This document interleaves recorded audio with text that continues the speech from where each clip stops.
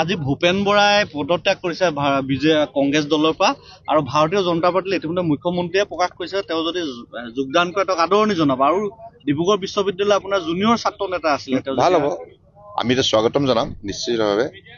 আৰু গতিকে বৰ্তমান ভাৰতীয় জনতা পাৰ্টিৰ বাহিৰে বেলেগ দলৰ ইয়াত কোনো ভৱিষ্যত নাই, হয়নে? কাৰণ ভাল কামৰ যোগেদি আজি ভাৰতীয় জনতা পাৰ্টীয়ে অসমৰ 3,40,00,000 লোকৰ হৃদয় জয় কৰিবলৈ সক্ষম হৈছে, আস্থাৰ বিশ্বাসৰ পাত্ৰ হৈছে। আৰু আপোনালোকে দেখিছে মাননীয় প্ৰধানমন্ত্ৰী নৰেন্দ্ৰ মোদী ডাঙৰীয়া, মাননীয় গৃহমন্ত্ৰী অমিত শ্বাহ ডাঙৰীয়াই যোৱা মাহত বা এই মাহতো তেখেতসকলৰ ভ্ৰমণৰ সময়ছোৱাত আপোনালোকে নিজেই দেখিলে যে জনগণে কিমান উৎসাহ উদ্দীপনাৰে আন্তৰিকতাৰে তেখেতসকলক স্বাগতম জনাইছে, তেখেতসকলৰ সভাত উপস্থিত থাকি তেখেতসকলৰ সভা সফল কৰিছে।